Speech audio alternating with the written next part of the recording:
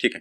तर बघा, काल एक आपण पॉइंट बघितला होता त्यातला, तो म्हणजे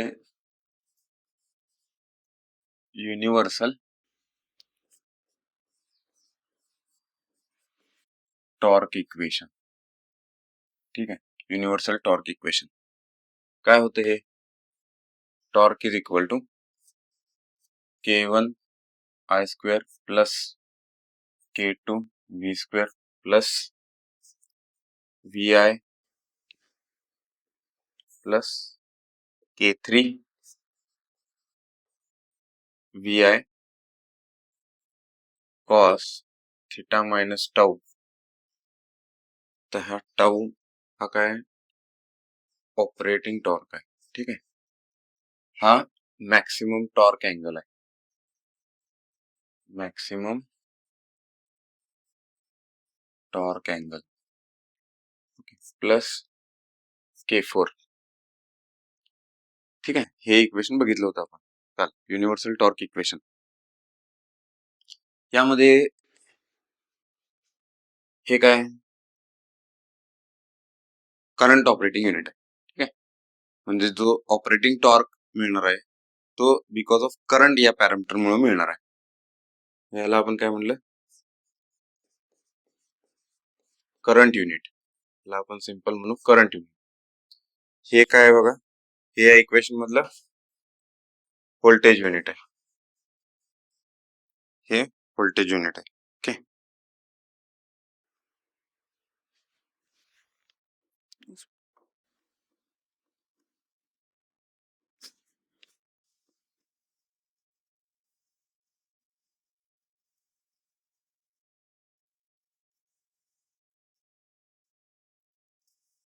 ठीक आहे, व्होल्टेज युनिट आहे. ओके, आणि हे काय?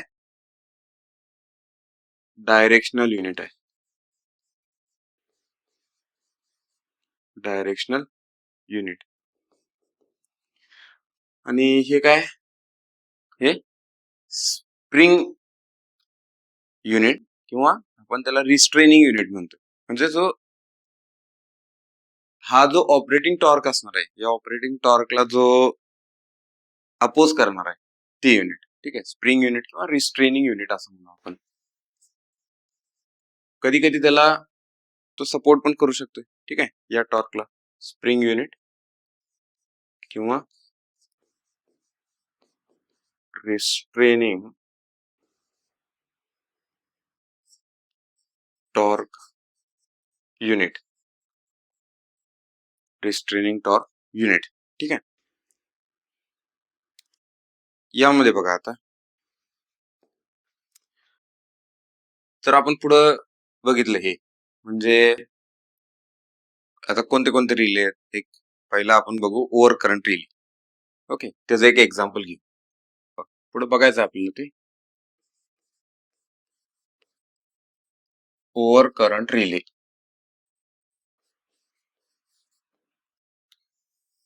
ओके, जरा फक्त बेसिक समजायला मी तुम्हाला हा पॉइंट घ्यायला लागलोय. थोडस रिलेचं बेसिक समजून घेऊया आपण, मॅथमॅटिकली समजून घेऊया. मग कालच्या लेक्चरला तर हे बघितलंच आपण, त्याचे सर्किटरी जी होती ती. ठीक आहे, तर over current relay. Over current relay बघा काय, आता जर असे रिले आले तर काय करायचं? पहिला टॉर्क इक्वेशनलाच पाया पडायचं. ओके, हा मी आता ती जरा सवय लावतो बघा, तुम्हाला पण ती अभ्यास करताना तशी सवय लावून घ्या. ज्यावेळी असं रिले आला तर हे टॉर्क इक्वेशनच लिहायचं कायम, सुरुवातीतनच करायची. Tau is equal to K1 I square plus K2 V square plus K3 VI cos theta minus tau plus K4. ठीक आहे, सिंपल इक्वेशन आहे, इथनं चालू करायचं. आता ओव्हर करंट रिले ना, करंट रिले बरोबर, म्हणजे K2 K3 झिरो असणार ह्याच्यात. ओव्हर करंट रिले याचा अर्थ बघा, K2 is equal to K3 is equal to 0 and K4 is equal to negative. ठीक आहे, कारण त्यात जी स्प्रिंग असणार आहे ती स्प्रिंग त्याला रिस्ट्रेनिंग टॉर्क देणार आहे. आणि रिस्ट्रेनिंग टॉर्क हा काय असतो? अपोजिट असतो ऑपरेटिंग टॉर्कच्या. ओके, मग बघा हे कसं लिहिणार मी आता. Torque operating is equal to K1 I square minus K4. ठीक आहे, K1 I square minus K4. आणि जर समजा या ऑपरेटिंग टॉर्कची व्हॅल्यू जर 0 असेल, ठीक आहे, याला आपण काय म्हणणार? Relay will not operate. Operating टॉर्कच नाही ना, काय रिले विल नॉट ऑपरेट. ठीक आहे, किंवा याला आपण म्हणतो relay threshold, relay on threshold, म्हणजे ऑन व्हर्ज ऑफ ऑपरेशन आहे. Relay on threshold, relay on threshold. ठीक आहे, आता समजा याची व्हॅल्यू म्हणजे काय झालं, ऑपरेटिंग टॉर्क पॉझिटिव्ह झाला. टॉर्क ऑपरेशन काय म्हणूया आपण, हे काय is equal to K1 I square minus K4 greater than 0. Greater than 0 म्हणजे पॉझिटिव्ह. ठीक आहे, कोण? ऑपरेटिंग टॉर्क हा झाला पॉझिटिव्ह. काय होणार? Operating torque positive, relay will operate. ठीक आहे, रिले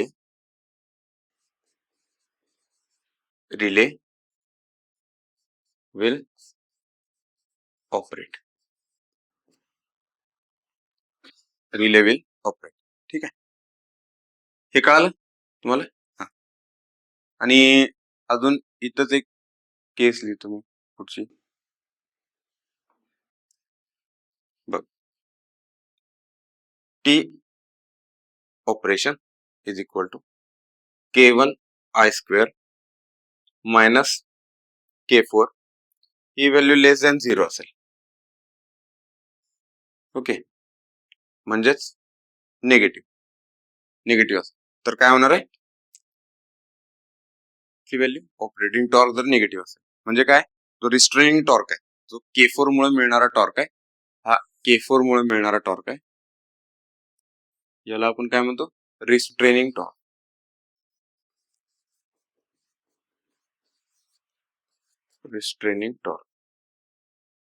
स्प्रिंग मुळे मिळणार आहे. ठीक आहे, जे ऑपरेशन मेकॅनिझमला स्टेडी ठेवणार आहे ते म्हणजे कुठला आहे? K4 हा त्यातला पॅरामीटर आहे टॉर्क त्या इक्वेशन मध्ये. तर निगेटिव्ह असेल तर काय होणार आहे मग? रिले विल नॉट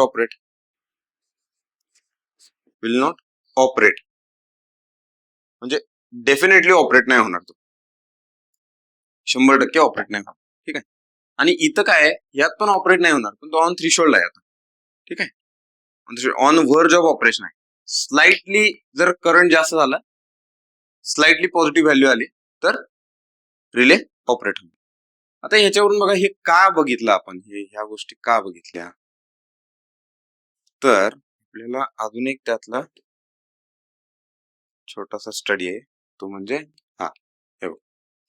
याच्यात जर तुम्ही हे झिरोचं इक्वेशन घेतलं, काय घेतलं बघा, K1 I square minus K4 is equal to 0. ठीक आहे, मग K1 I square is equal to K4 बरोबर. मग I is equal to under root K4 by K1. ठीक आहे, under root K4 by K1. आता ही व्हॅल्यू काय आली? ही व्हॅल्यू आली, दिस इज काय, pickup current. This is pickup current, रिलेचा पिकअप करंट मिळाला आपल्याला याच्यावर. ठीक आहे, आणि ज्यावेळी आपला मग पुढचा हा करंट, रिले पिकअप करंटची व्हॅल्यू मिळाली मला, म्हणजे जो जे करंट युनिट होतं, करंट युनिटचा कॉन्स्टंट आणि स्प्रिंग युनिटचा कॉन्स्टंट, त्याचा जर रेशो घेतला अंडर रूट मध्ये, तर मला पिकअप करंट मिळाला. ओके, आता याच्यावरून काय म्हणणार बघा, आता आपले स्टेटमेंट काय झाले याच्यावरून बघा.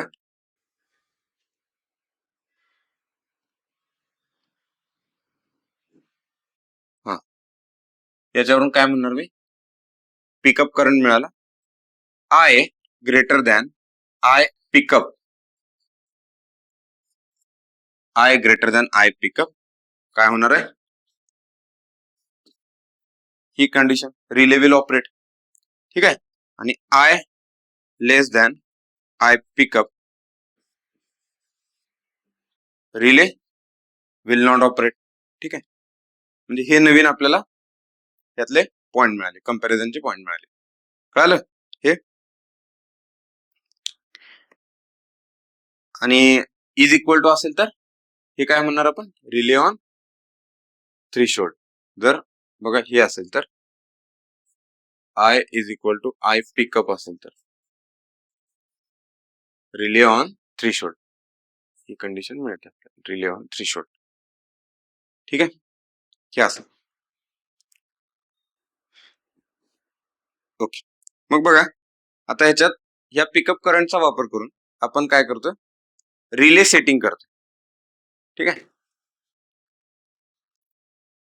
मग पुढचा पॉइंट काय, रिले करंट सेटिंग. ओके, तर हे काय असतंय, is equal to I pickup upon I relay, रिलेचा current, pickup current divided by रिलेचा करंट इंटू 100. ओके, ह्याच्यावरून आपण रिले करंट सेटिंग करतो, relay current setting I pickup upon I relay. आता ह्यातले पॅरामीटर्स कुठले कुठले आहेत बघा, तर रिले करंट सेटिंग. ठीक आहे, हे काय, हे एक विचारलं जाते तुम्हाला कधी कधी, काय सोपे सोपे पॉइंट असतात ते. त्यानंतर अजून एक काय विचारलं जाते, प्लग सेटिंग मल्टिप्लायर. बघ, plug setting multiplier,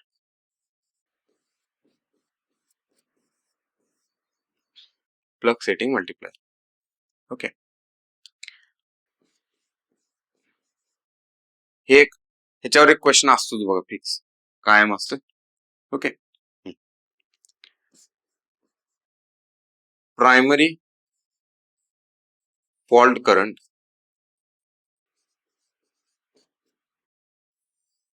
divided by CT ratio into secondary relay current setting.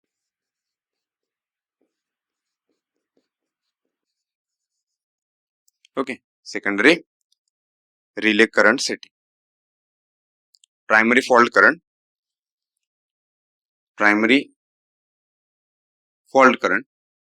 divided by CT ratio. आता प्रायमरी फॉल्ट करंट म्हणजे कुठला, आता हे बघा तुम्हाला मी सांगितलं, ही सिटी आहे.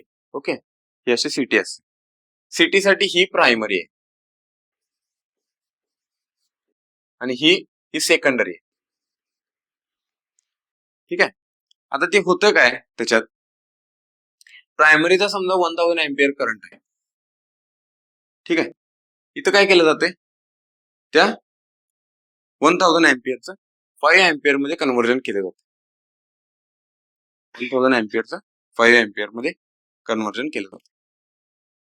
आता तुमच्या मनात ते पण असेल, ते बघायचं आपल्याला, पण ठीक आहे, डोक्यातला जर तो डाऊट येतो का, डाऊट यायला लागलाय, कसं कन्व्हर्जन होत आहे ते, कसं होत असेल बरं, कसं होत असेल बरं कन्व्हर्जन, कसं होत असेल सांगा बरं, जरा फक्त डोकं लावा. ट्रान्सफॉर्मर झालंय आपलं शिकून. Primary fault current. आता प्रायमरी फॉल्ट करंट म्हणताना तुम्ही primary fault current of city पण म्हणू शकता तुम्ही, ठीक आहे. पण जनरल म्हटलं तरी चालतंय, सिटी म्हटलं तरी चालतंय, कारण सिटीची प्रायमरी म्हणजे ही ट्रान्समिशन लाईन असेल. पण कसं करायचं कन्व्हर्जन ते? सिटी काय आहे?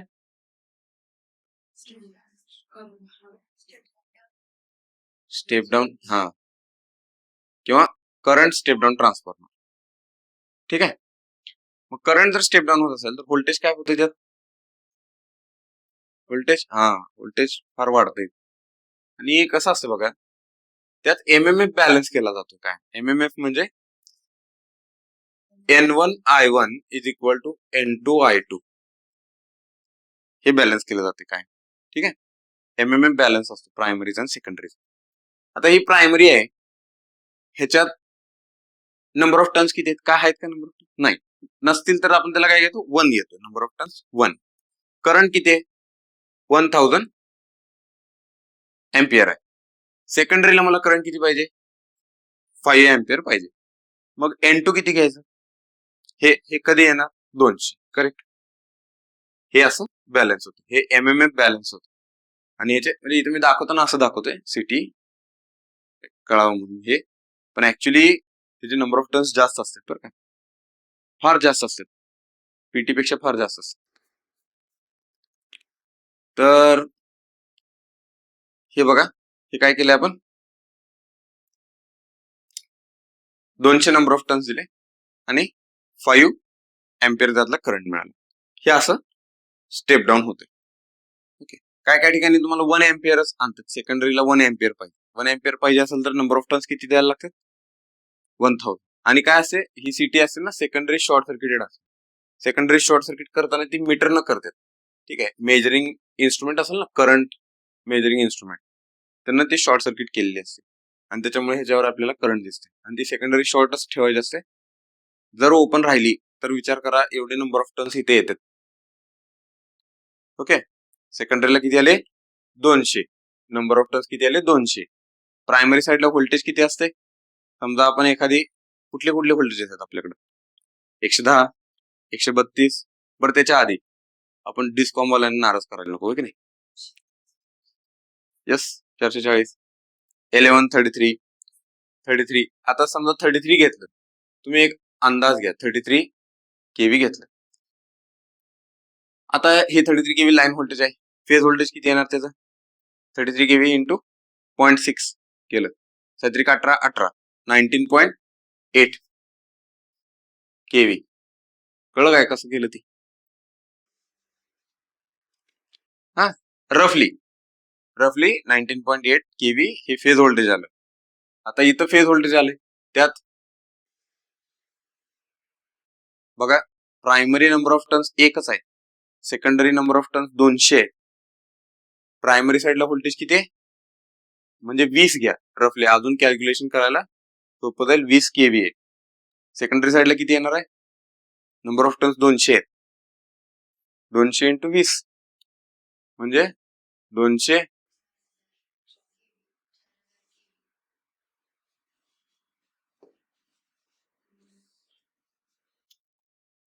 ओके, हा, 4000 केव्ही. म्हणजेच मी काय म्हणतो,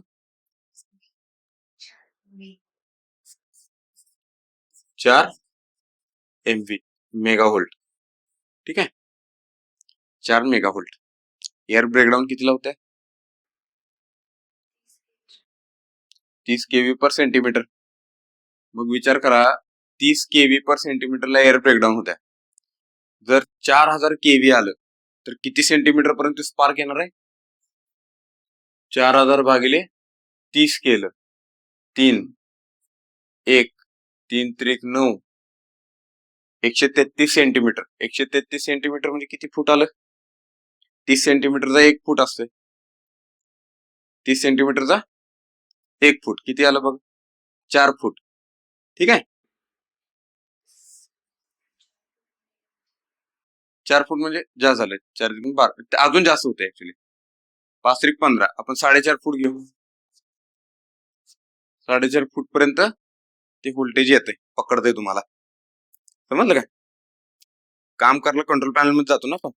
कंट्रोल पॅनल बघितलं, कंट्रोल पॅनल असं त्याच्यात काम करायला ते राहील का पण तिथं, समजलं. आणि व्होल्टेज किती आहे तिथलं. म्हणून सिटीवर काम करताना थोडस काळजीपूर्वक काम करायचं असते, समजलं. डेंजर असते ते त्याच्यावर काम करणं, सिटीवर काम करणं, कारण सेकंडरी साईडला एवढं ह्यूज व्होल्टेज तयार होते. ओके, तर ठीक आहे, हे कळालं तुम्हाला की कसं सेकंडरी साईडचं व्होल्टेज येते, म्हणजे सेकंडरी साईडचा करंट सिटीचा कसा कमी केला जातो, ते अशा पद्धतीने कमी केला जातो, हे त्याचं लॉजिक आहे. ठीक आहे, आपल्याला पुढे बघायचं आहे हे डिटेलमध्ये, तुम्हाला जस्ट कळावं म्हणून हे थोडस मध्ये डिटूर. एक सिटीवर काम करताना लय काळजीपूर्वक काम करायला लागते. ओके, आम्ही पण करतोय काम सिटीवर करताना.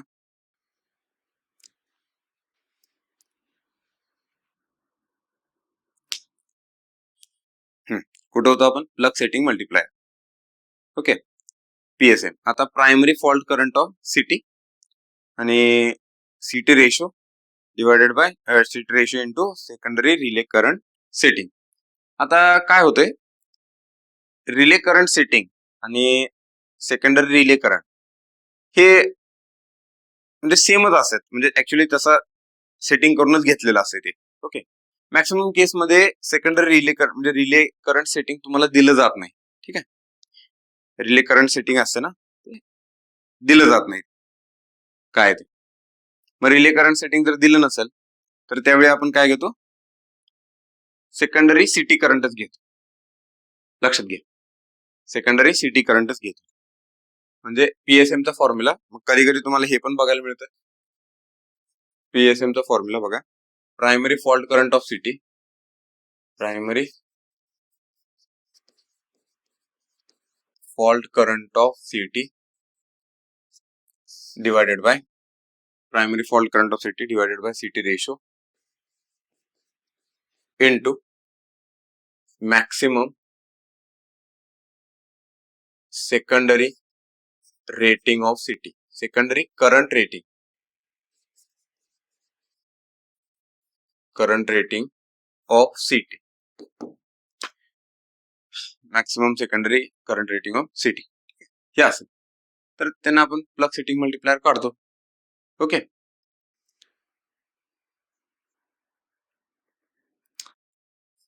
मग बघा पुढं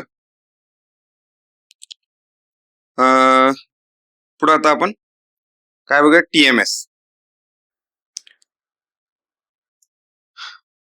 टीएमएस म्हणजे बघा पुढचा यातला पॅरामीटर आहे टाइम मल्टिप्लायर सेटिंग.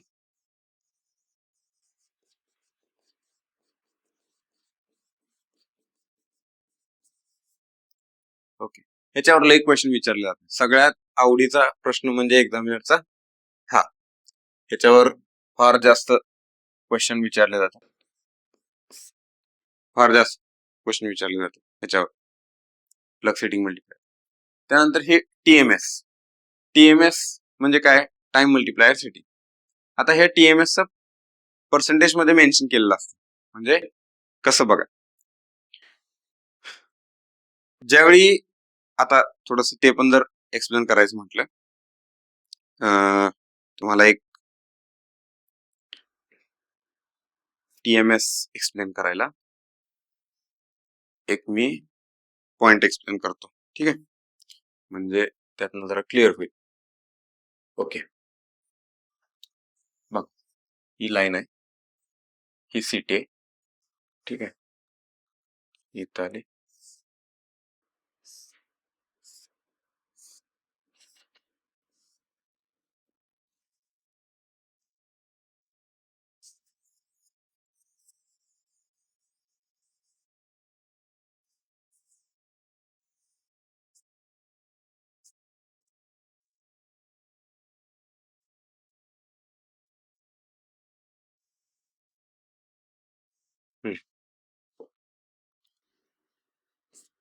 अरे असं का व्हायला लागले.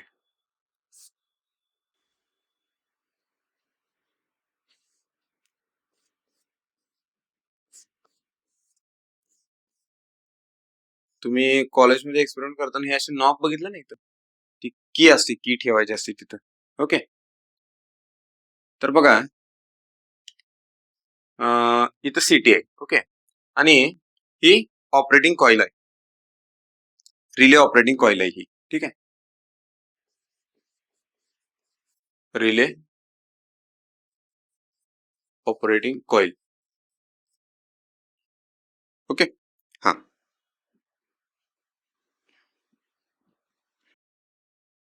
Relay operating coil.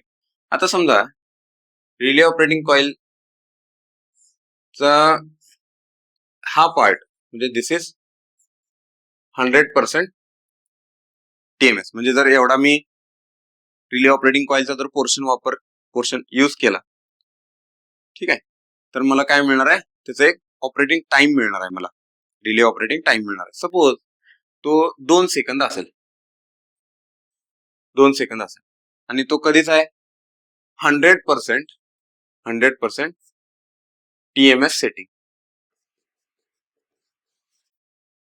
100% TMS setting असताना रिले ऑपरेटिंग टाइम किती मिळाला मला, 2 सेकंद. ओके, आणि त्यानंतर आपण काय करतो, मग ह्याच्यात हे असे नॉब दुसरीकडे ठेवून, म्हणजे समजा इथं मला 140% किंवा 160% किंवा इथं समजा 80% आणि इथं 60%, मला 60% टीएमएस पाहिजे. ठीक आहे, 60% म्हणजे हा जो ऑपरेटिंग टाइम आहे, तर बघा काय करणार मी, 60%ला टाकणार, म्हणजे काय होणार, तो 0.6 इंटू 2 म्हणजे किती आलं हे, 1.2 सेकंद. म्हणजे जर मी ही जी की आहे ती की ह्याच्यात टाकली, तर मला फुल कॉईल जी आहे ती कॉईल यूज होते. आणि आपल्याला माहिती आहे, जर फुल कॉईल यूज केली, सगळे कॉईल यूज केली, सगळे नंबर ऑफ टर्न्स आले, त्यातले नंबर ऑफ टर्न्स जास्त आले की जो ऑपरेटिंग फोर्स येतो रिलेवर, रिले ऑपरेटिंग कॉईल आहे ना ही, त्या कॉईल मध्ये तो जो लिव्हर आहे तो डिफ्लेक्ट होणार आहे because of operating force of attraction. तुम्ही बघितलं मुव्हिंग आर्मेचर. ओके, जर समजा त्या मुव्हिंग आर्मेचरला जितका जास्त फोर्स लागेल, तितका तो फास्ट येणार, बरोबर. जितका कमी फोर्स लागेल तितका स्लो येणार तो. ठीक आहे, त्याच्यावरती टाइम डिपेंड असतं. मग जितकी मी नंबर ऑफ टर्न्स जास्त असलेली कॉईल जर मी सर्व्हिस मध्ये घेतली, तर तेवढा फोर्स जास्त लागणार ना त्या मुव्हिंग आर्मेचरवर. काल बघितलं ना हे बघा, असं मुव्हिंग आर्मेचर असतो हा, इथं इलेक्ट्रोमॅग्नेट आहे हे, आणि ह्याला ही कॉईल आहे, ही रिले ऑपरेटिंग कॉईल आहे. जितकी जास्त कॉईल मी सर्व्हिस मध्ये घेईन तितकं हे स्ट्रॉंग इलेक्ट्रोमॅग्नेट तयार होणार.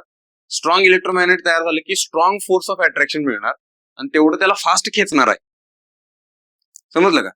मग बघा, जर मी इथं की ठेवली तर ही सगळी कॉईल सर्व्हिस मध्ये आली, म्हणजे काय मिळणार मला, 0.6% ऑफ 100% टीएमएस. 100% टीएमएस जे सेटिंग आहे, ते जे टायमिंग आहे त्याच्या 0.6%, म्हणजे माझं रिले ऑपरेटिंग टाइम किती आलं, 1.2 सेकंद, म्हणजे कमी झालं, बरोबर. आणि समजा मी ह्याच्यात घेतलं 160% वर सेटिंग केलं मी, तर काय येणार, 1.6 इंटू 2 सेकंद, म्हणजे किती आलं, 3.2 सेकंद. म्हणजे माझा रिले आता 3.2 सेकंद मध्ये ऑपरेट होणार. समजलं का? तर ह्याचा म्हणजे फॉर्म्युला कसा आहे बघा, relay operating time is equal to TMS into, बघा, रिले ऑपरेटिंग टाइम,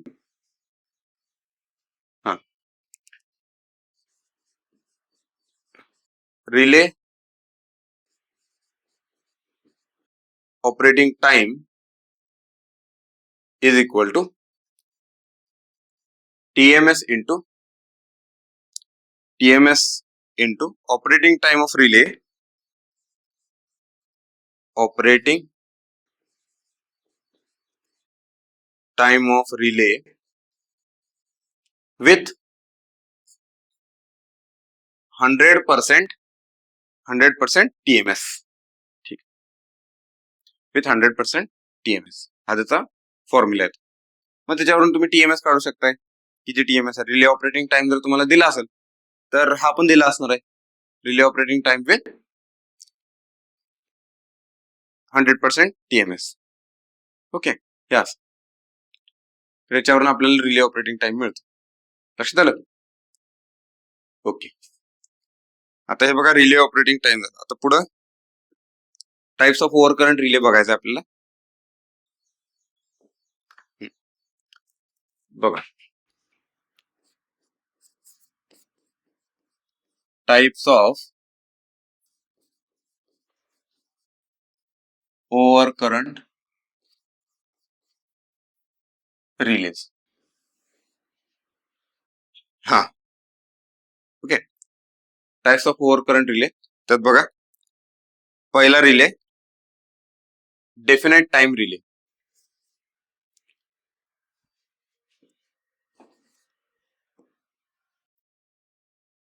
पहिला आहे डेफिनेट टाइम रिले. सेकंड आहे इनवर्स डेफिनेट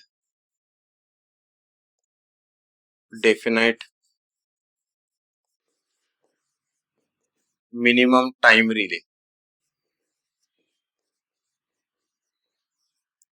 ओके, त्यानंतर तिसरा आहे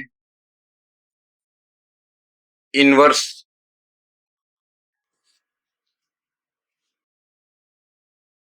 relay. Okay, inverse time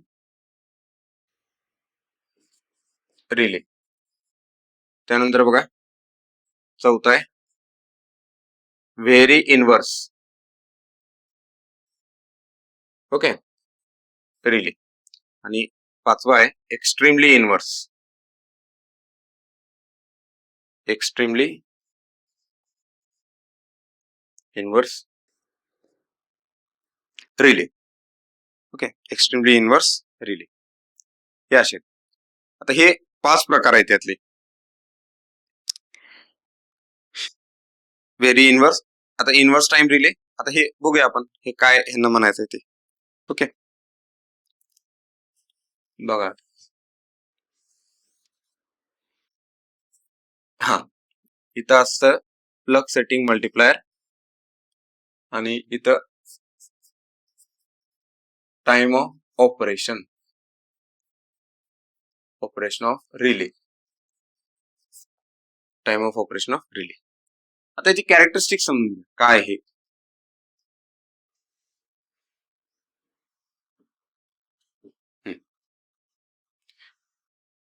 okay, हा, बघा, डेफिनेट टाइम म्हणजे काय असणार त्याच्यात? टाइम कॉन्स्टंटच असणार. यस, हे डेफिनेट टाइम रिले. म्हणजे काय, तुमचा फॉल्ट करंट किती पण असू दे, तुमचा रिले एका स्पेसिफिक टाइम नंतरच ऑपरेट होणार. ठीक आहे, तुम्ही जर त्याच्यात 1 सेकंड सेटिंग केलं तर फॉल्ट तुमचा 100 एम्पियर असू दे, 1000 एम्पियर असू दे, 4000 एम्पियर असू दे, 5000 एम्पियर असू दे, किती असू दे, तर तो तेवढ्याच वेळेत ऑपरेट होणार. म्हणजे इथं समजा तुम्हाला हे PSM नाही कळालं तर तुम्ही याला फॉल्ट करंट समजून घ्या. फॉल्ट करंट म्हणजे तुम्हाला आता समजायला सोपं जाईल जरा. ओके, समजा फॉल्ट करंट किती आहे पण रिले ऑपरेटिंग टाइम सेमच आहे. ओके, त्यानंतर बघा, दुसरा नंबरचा कुठला आहे, inverse definite minimum time relay. याला आपण म्हणतो IDMT रिले. हा ह्याच्यापेक्षा थोडस असं असते, थोडस खाली येते. ओके, म्हणजे इनवर्स डेफिनेट टाइम रिले म्हणजे अप्रॉक्सिमेटली थोडीफार काय असते त्याची कॅरेक्टरिस्टिक्स, जर करंट वाढला तर टाइम थोडस कमी होते. म्हणजे याचं बघा, समजा इथं हा करंट किती आहे, समजा इथं करंट आहे आपला, हे बघा इथं करंट आहे. ओके, हा, इथं करंट किती आहे,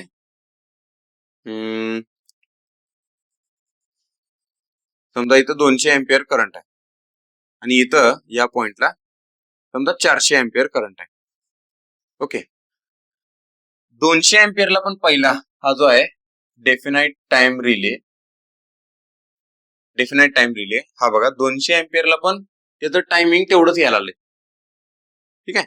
आणि 400 अँपिअरला पण तेवढंच यायला लागले. काय फरक आहे? काहीच नाही. आणि हे किती किती सेट केला तर सपोज 1 सेकंद सेट केले.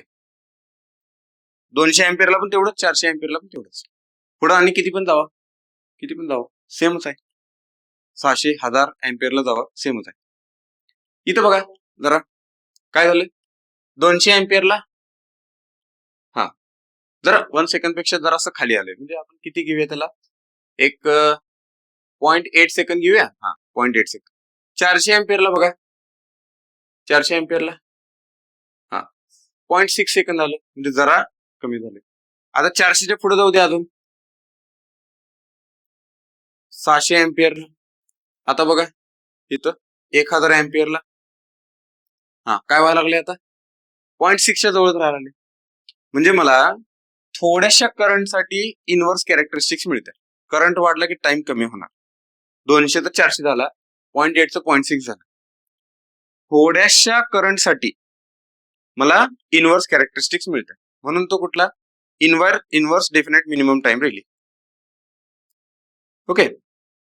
आणि हे काय आहे, हे असं. आता हे तुमच्या डोक्यात हा पण डाऊट येणार, हे सॅच्युरेशन असं काय कॉन्स्टंट राहील काय ते, बिकॉज ऑफ कोर सॅच्युरेशन. आता हे बघितलं आपण काय आहे बघा, कसं असते, इलेक्ट्रोमॅग्नेटिक टाइप रिले येत नाही, म्हणजे त्याच्यात मॅग्नेट आहे, इलेक्ट्रोमॅग्नेट आहे.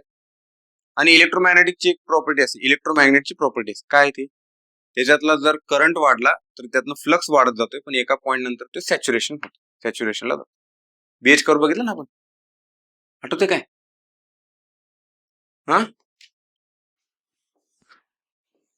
त्यानिमित्तानं परत त्याची उजळणी काय झालं, हे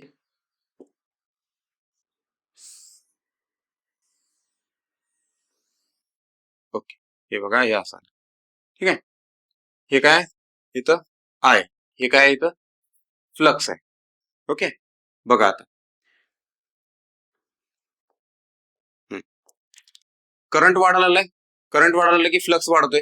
बघा करंट वाढला, हे काय आलं, करंट वाढला, फ्लक्स वाढला, म्हणजे ह्या पॉइंट नुसार आपण मूव्ह करायला लागलो. ओके. म्हणजे बघा पहिला इथं होतो, करंट एवढा होता, तेवढा फ्लक्स आला. परत करंट वाढवला, फ्लक्स वाढला. ठीक आहे. करंट वाढवला, फ्लक्स वाढला. परत अजून करंट वाढवला, फ्लक्स वाढला. हा इथं गेला फ्लक्स, हा करंट त्याला इथं आहे करस्पॉन्डिंग. ठीक आहे. अजून करंट वाढवला, फ्लक्स वाढला. फ्लक्स वाढला, हे बघा इथं आहे, हे असं. ओके. पण एका पॉइंट नंतर तो ऑलमोस्ट कॉन्स्टंट होते. याला आपण काय म्हणतो, नी पॉइंट. नी पॉइंट नंतर काय होतंय, करंट तुम्ही आता किती पण वाढवा, फ्लक्स ते म्हणते आम्ही नाही जावा. फ्लक्स काय म्हणते, नाही वाढत. आता लक्षात आलं, फ्लक्स कॉन्स्टंट राहतो. हे आपले जे इलेक्ट्रोमॅग्नेट्स आहेत, इलेक्ट्रोमॅग्नेटची प्रॉपर्टी असते. मग ही प्रॉपर्टी आपल्या रिलेमध्ये त्यांनी फार इफेक्टिव्हली वापरलेली आहे. ह्या रिलेज मध्ये जे हे आहेत, आता जे बघितलेलं आपण inverse definite minimum time relay, ह्याच्यामध्ये त्यांनी प्रॉपरली ह्या कर्वचा अभ्यास केलाय आणि कोणत्या करंटला त्याला सॅच्युरेट करायचं हे ठरवले. मग बघा हा सॅच्युरेट इथं होतोय या करंटच्या व्हॅल्यूला, म्हणजे 450 समथिंग काय तर करंट असेल, 450 करंटला हा काय होतोय, सॅच्युरेट होतोय, म्हणजे कॉन्स्टंट लाईन येते. आता करंट किती पण वाढू दे, आता फ्लक्स वाढत नाही. आणि कसं असतं बघा, फ्लक्स वाढला तर काय होतंय, ऑपरेटिंग टाइम कमी होते. हे बघितलं ना मागं, हाय कधी डायग्राम, इथं बघा, नंबर ऑफ टर्न्स वाढले, काय असतं, अजून जरा डीप मध्ये गेलो आपण, phi is equal to MMF upon reluctance. MMF काय असतो, N into I divided by reluctance. This is phi. Number of turns into current divided by reluctance is equal to flux. मग फ्लक्स कुणाकुणावर depend आहे, एक number of turns वर depend आहे, एक current वर डिपेंड आहे. इथं बघा हे नंबर ऑफ टर्न्स वाढवले म्हणून फ्लक्स वाढला, म्हणून तो फोर्स ऑफ अट्रॅक्शन वाढला. समजलं का? आणि पुढे आपण काय करायला लागलोय, करंट वाढवायला लागलोय. आता करंट वाढवलं तर काय होतंय, इथं करंट जास्त झाला, तर फ्लक्स आता कॉन्स्टंट राहिला, because of saturation flux constant राहिला. फ्लक्स कॉन्स्टंट राहिला तर फोर्स ऑफ अट्रॅक्शन कॉन्स्टंट राहिला, ते थांबलं तिथं. ते तेवढ्या स्पीडनं ओढणार आहे, ते लय ओढणार नाही. ओके. आता आपण समजा अजून सुपिरियर मटेरियल वापरले चांगल्या क्वालिटीची, तर मग ही कॅरेक्टरिस्टिक्स बघा अशी येते. आता हा ही अशी येते. ओके. ही अशी, ही कुठली? Inverse time release. त्यामध्ये अजून खाली गेलो आपण, ही व्हेरी इनव्हर्स, आणि ही बघा ही काय? Extremely inverse. Okay. Extremely inverse मध्ये काय आहे? तुमचा करंट वाढला, समजा 1000 अँपिअरला गेलं, तर बघा टाइम एकदमच कमी होते. ठीक आहे. 1000 अँपिअरला बघा ह्याचं टायमिंग बघा, आणि 1000 अँपिअरला ह्याचं टायमिंग बघा. ठीक आहे. ह्याचं टायमिंग, एक्स्ट्रीमली इनव्हर्सचं टायमिंग अराउंड आता 0.6 सेकंद आहे. ठीक आहे. 0.6 चा आपण अजून खाली घेऊ, 0.02, 0.2 आणि 0.2 नंतर 0.4 घेऊ. ओके. म्हणजे तुम्हाला कळते. 1000 अँपिअरला बघा इथं काय? Inverse relay, very inverse relay, extremely inverse relay. 1000 अँपिअरला हा 0.02 सेकंदात ऑपरेट होतोय, 1000 अँपिअरला हा 0.2 सेकंदात ऑपरेट होतोय, आणि जो इनव्हर्स रिले तो 0.4 सेकंदात ऑपरेट होतो. असं म्हणजे काय बघा, ह्याच्यात काय कळतंय आपल्याला? जसा करंट वाढतोय तसं ऑपरेटिंग टाइम रिड्यूस होतोय. ही ऑपरेटिंग टाइम आहे, ही ऑपरेटिंग टाइम रिड्यूस होते. आणि अशीच पाहिजे ना आपल्याला कॅरेक्टरिस्टिक्स. म्हणजे जितका जास्त करंट तितका तो फास्ट आयसोलेट झाला पाहिजे सर्किट मधनं. समजते का? रिलेकडे ही कॅरेक्टरिस्टिक्स पाहिजे. ओके. समजा 10 एम्पियर, सॉरी 10 एम्पियर एवढा फॉल्ट करंट नसतो. समजा 100 एम्पियर फॉल्ट करंट आहे. 100 एम्पियर फॉल्ट करंट इलिमिनेट करायला समजा 2 सेकंद लागतात. तर 1000 एम्पियर फॉल्ट करंट सर्किट मधनं जर काढून टाकायचं असेल आपण, त्याला पण 2 सेकंदच पुरेसे आहेत. म्हणजे 2 सेकंद पाहिजेत त्याला, नाही कमी पाहिजेत ना. 2 सेकंदाच्या आतच ते, म्हणजे 2 सेकंद नाही, मिली सेकंदात तो क्लिअर झाला पाहिजे. ठीक आहे. ते आयसोलेट झालं पाहिजे. ते रिले ऑपरेटिंग टाइम. म्हणून जितका जास्त करंट तितकं कमी ऑपरेटिंग टाइम पाहिजे. ओके. ठीक, हे कळालं इथपर्यंत? हा ठीक. आता पुढे जाऊ आपण.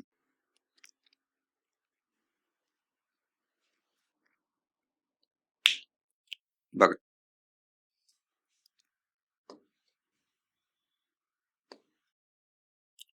आता एक एक आहे डायरेक्शनल रिलेज. ठीक आहे. ते जर असं समजून घ्या. डायरेक्शनल रिलेज हा जरा महत्वाचा पॉइंट आहे यातला.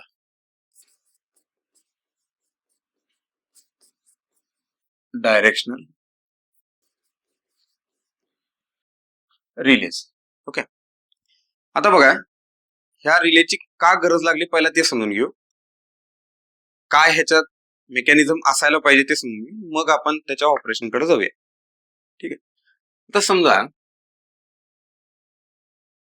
इथे एक जनरेशन आहे. मी तुम्हाला एकदम सोप्या भाषेत सांगतो. हे एकेकांना, म्हणजे बऱ्याच लोकांना हे कळत नाही. हे फार अवघड म्हणून बरीच लोक स्किप करतात त्याला. पण अवघड नाही, एकदम सोपा पार्ट आहे. फक्त जरा फोकस तुमचा माझ्या बरोबर राहू दे. ठीक आहे. तर अलर्ट राहा आणि बिन प्या जरा मध्ये मध्ये. ठीक आहे. तर डायरेक्शनल रिलेज काय बघा ह्याच्यात. आता इथं जनरेशन आहे. ओके. आणि इथनं ही एक ट्रान्समिशन लाईन आहे. ही ट्रान्समिशन लाईन अशी पुढेपर्यंत गेलेली. मी अजून काय करतो, हे बघा, 2 सबस्टेशन दाखवतो तुम्हाला. ओके. हे 2 सबस्टेशन आहे.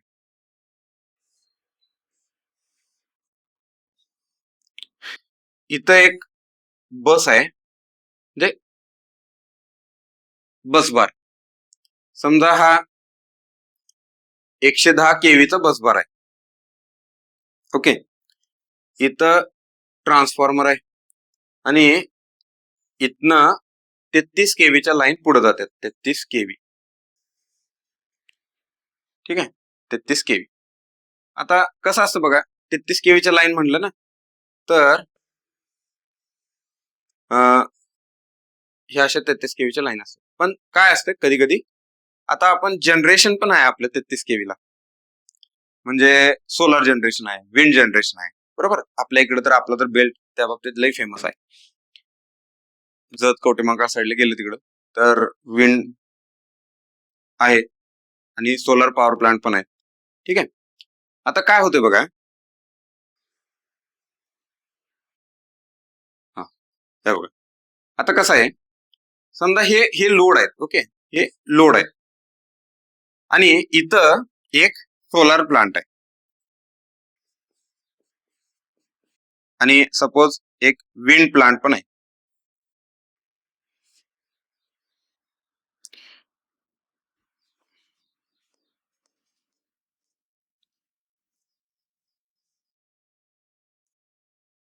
सपोज इथंच मध्ये एक विंड दाखवतो मी, म्हणजे विंड मिल. ओके, हा हा प्लांट आहे. ओके, आणि इथनं पॉवर, या सगळ्यांची पॉवर इकडे चालल्या, म्हणजे इथं पॉवर काय व्हायला लागलं बघा, इथं पॉवर आत चालल्या. हे थोडस समजून घ्या, इथं पॉवर काय चाललंय, आत चाललंय. ओके, आता काय असते, ही 110 केव्हीची बस आहे आणि इथं एक सबस्टेशन आहे. समजा इथं जनरेशन व्हायला लागले, जनरेशन आहे 11 केव्ही जनरेशन आहे आणि 11 केव्हीचं सपोज ह्याचं 11 केव्हीचं 110 केव्ही स्टेप अप करून हे इकडे पाठवायला लागले आपण. ठीक आहे, हा सिनारिओ आहे, असं समजून घ्या.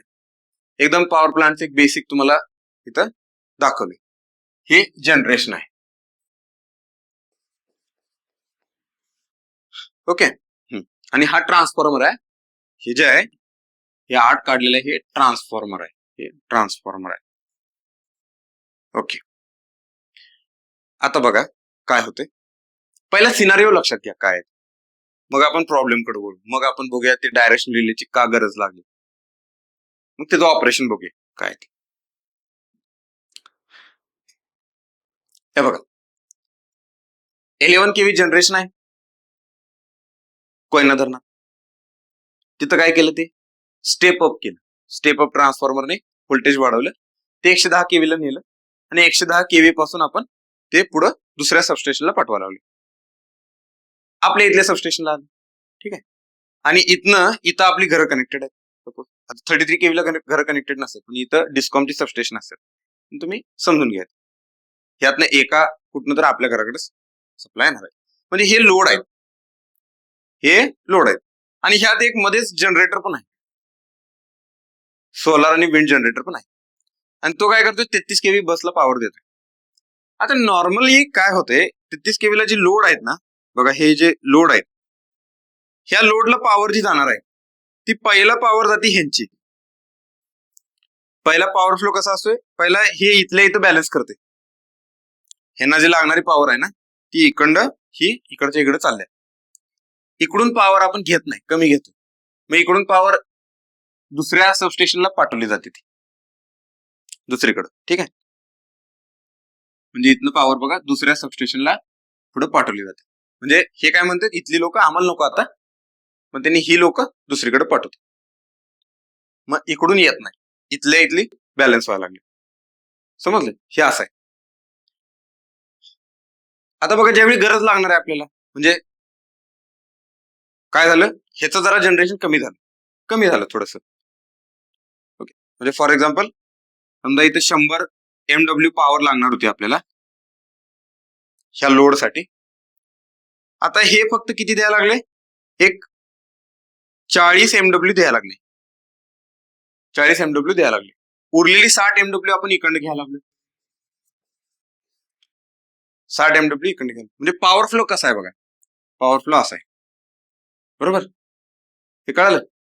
हा,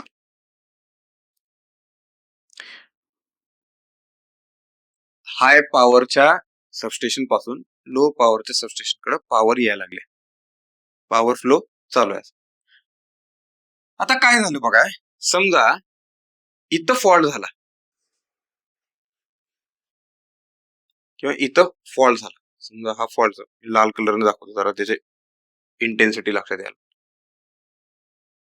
ओके, समजा इथं फॉल्ट झाला. ठीक आहे, आता फॉल्ट झाला की काय होतंय, इथे एक ब्रेकर असतोय, हा ब्रेकर ऑपरेट झाला म्हणजे इकडची पॉवर बंद पडली. ओके, आता या फॉल्टला पॉवर कुठनं चालल्या बघा, हे जनरेशन आहे ना, हे जनरेशन इकडे पॉवर आता कमी जाते, हे जनरेशनची पॉवर इथनं या ट्रान्सफॉर्मर मधनं ही इकडे चालल्या पॉवर, बरोबर. आता बघा, करंट पहिला वरून खाली येत होता, वरून खाली येत होता ना, करंटची डायरेक्शन कशी होती, ही अशी नॉर्मल. नॉर्मली करंट कसा होता, हा वरून खाली येतो, आय नॉर्मल.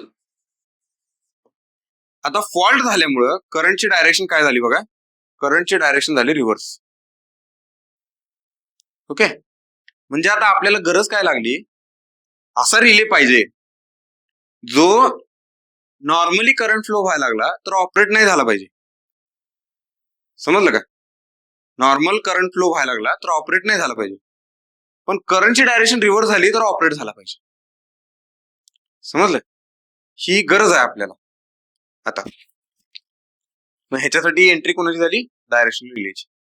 तर डायरेक्शन रिले काय करतो, डायरेक्शन रिले जर त्याचं नॉर्मल ऑपरेशन असेल त्यावेळी तो ऑपरेट होत नाही इन ऑपरेटिव्ह स्टेजमध्ये. ओके, आणि ज्यावेळी करंटची डायरेक्शन रिव्हर्स होत्या त्यावेळी तो ऑपरेट व्हायला पाहिजे. क्लिअर झालं हे नक्की, समजलं का बघा तुम्हाला. पुढे जाऊया, आता इक्वेशन मध्ये एंट्री करायची. पहिला सर्किट डायग्राम मध्ये जाऊ आपण. बघा याच आता सर्किट डायग्राम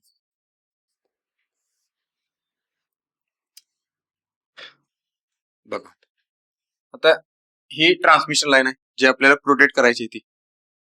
ओके, आता इथं बघा काय केलंय, ही पीटी आहे, ही आता आपण पीटी दाखवायला लागलो.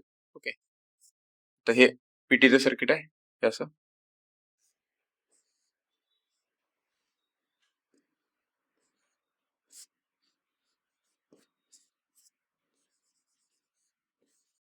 आता हे काय एल एन आर आणि सी असतात, हे सांगतो पुढं, म्हणजे ह्याचा लय लोड घेऊ नका, हे सर्किट आहे असं.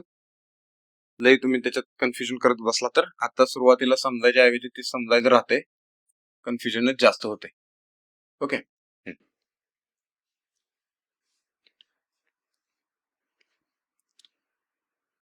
ओके बघा, आणि इथं हे एक, ओके ठीक आहे, हे असं, हे सीटी आहे, ही पीटी आहे, ही आहे बघा व्होल्टेज कॉइल, आणि ही आहे करंट कॉइल. व्होल्टेज कॉइल आणि करंट कॉइल, हे आर आणि सी असतात. हे आर आणि सी कशासाठी असतात तुम्हाला सांगतो. हे बघा, आपलं डायरेक्शनल युनिट टॉर्क, आता बेसिक टॉर्क इक्वेशन परत आठवलं आपण, टॉर्क इज इक्वल टू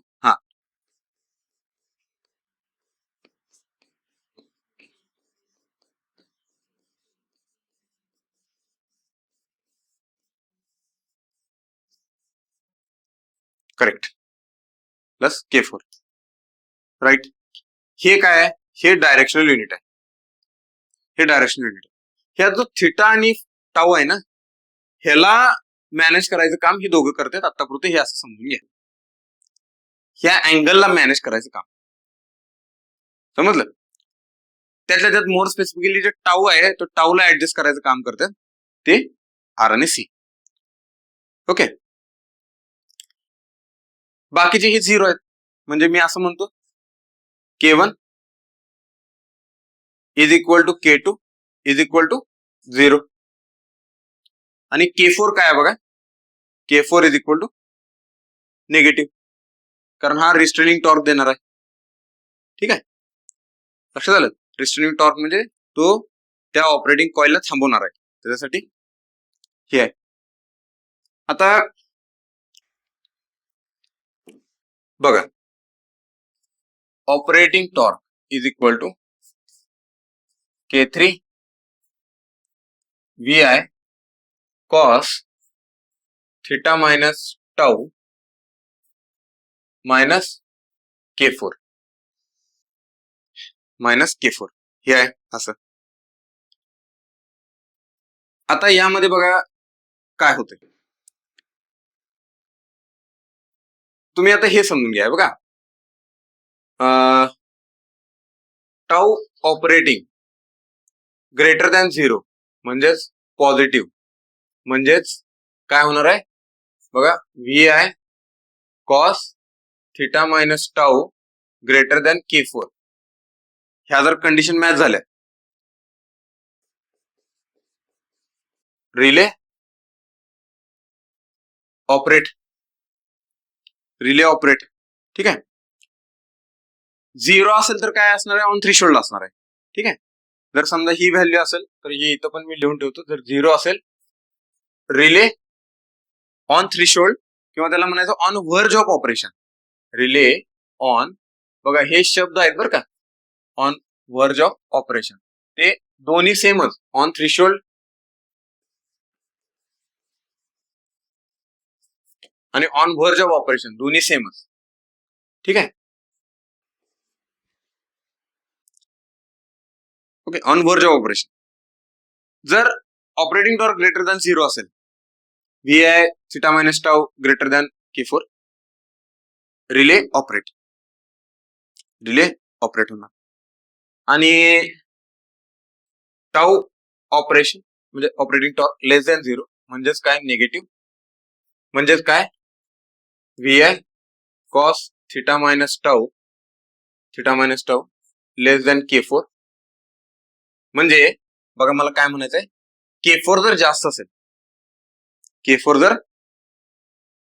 जास्त असेल तर रिले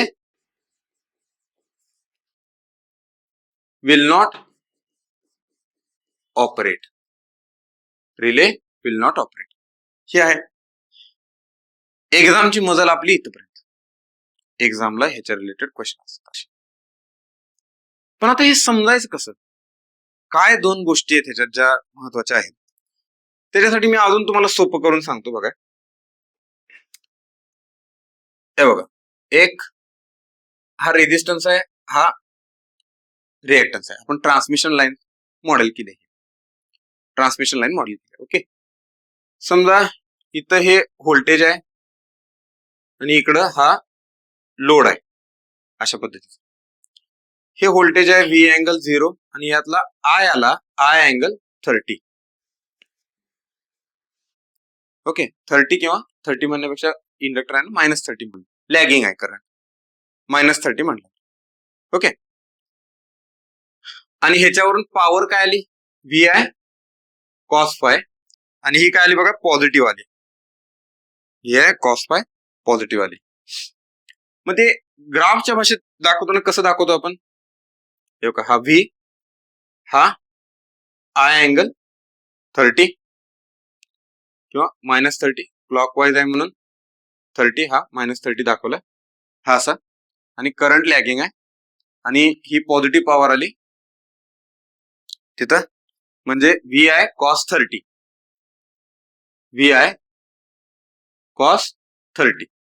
ठीक आहे. आता चला तुम्हाला अजून सोपं समजायला ना, मी याच्या व्हॅल्यू पण घेतो. याला 10 व्होल्ट म्हणतो, याला 10 एम्पियर म्हणतो. ठीक आहे. म्हणजे बघा, हे किती आलं, 10 × 10 cos 30. cos 30 किती येते, √3/2 म्हणजे 0.866, म्हणजे हे 86 आलं, 86.6 वॅट, 86.6 वॅट आलं. हे असेल. ओके, हे असेल. आता बघा, एक कॉइल काय आहे आपल्यातली, मी मागच्या डायग्राम मध्ये तुम्हाला दाखवलं. एक कॉइल काय आहे, एक व्होल्टेज मेजर करताय विथ अँगल आणि एक करंट मेजर करताय विथ अँगल. ठीक आहे. त्या व्होल्टेज आणि करंट मधला अँगल म्हणजे काय आपला, हा थिटा. व्होल्टेज आणि करंट मधला अँगल काय आहे? थिटा. ठीक आहे, तुम्ही इथं दाखवला होता हा. ओके, आता बघा, जर ही अशी आली, ही पॉवर आली, ऑपरेटिंग पॉवर. ओके, आणि कधी ऑपरेट नाही होणार हा, म्हणजे अजून बघा ह्याच्यात सिनारिओ बघू आपण. आता व्होल्टेज इथं आहे, करंट असा फ्लो व्हायला लागलाय, ही केस आहे. आता समजा करंट रिव्हर्स झाले, सर्किट सेम आहे, करंटची डायरेक्शन रिव्हर्स केली मी, करंटची डायरेक्शन रिव्हर्स केली. हे मागचं सगळं जरा विसरा बरं का, हे आधीचं सगळं विसरा. आता फोकस तुमचा एवढ्या सर्किटवर राहू दे, एवढ्या पार्टवर राहू दे. आता लक्ष तुमचं इथं राहू. मी पहिला काय सांगितलं परत एकदा रिवाइज करतो. व्होल्टेज लावले, इथं आर आणि एल आहे, लोड आहे, असं ट्रान्समिशन लाईन म्हणून सांगितलं मी. आणि करंट हा असा फ्लो व्हायला लागलाय, करंट हा असा फ्लो व्हायला लागलाय. ठीक आहे, ही पहिली केस क्लिअर झालं. तर दुसरी केस बघा, दुसरी केस मी काय म्हणतो, आता समजा इथं एक असा सोर्स आहे, म्हणजे तुम्हाला माहित नाही इथं काय ते बरं का, हा एक सोर्स आहे, हा एक सोर्स. मी ते ऍक्च्युली लोड दाखवलं पहिलं, पण मी काय म्हणतो बघा, इथं पण एक असं सोर्स दाखवू. ओके, हे असं पहिला करंट असा फ्लो होत होता.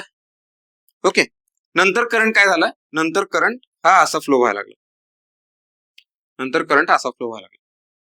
ठीक आहे, करंट तेवढा स्लो व्हायला लागला, पण बघा करंटची डायरेक्शन रिव्हर्स झाली आता. ओके, व्होल्टेज तिकडच यायला लागले, व्होल्टेज इकडच यायला लागले, लक्षात घ्या, व्होल्टेज एका साईडनच यायला लागले. आता याच्यामुळं करंटची डायरेक्शन रिव्हर्स झाली. करंटची डायरेक्शन रिव्हर्स झालेली ही कशी दाखवणार मी, करंट इथं आहे, रिव्हर्स झालेला कसा दाखवणार, ह्याला अपोजिट दाखवणार ना, करेक्ट. म्हणजे इथं बघा व्ही अँगल 0 आहे, मी याला इथं दाखवणार करंट. हा आता काय झाला, आय झाला, अँगल मांडत नाही त्याचा, अँगल बघा काय येतो. ओके, करंट रिव्हर्स झाला, पहिला इथं होता बरोबर, याला मी उलटा टाकला, आता रिव्हर्स झाला, करंटची डायरेक्शन रिव्हर्स झाली, फेजर पण रिव्हर्स होणार.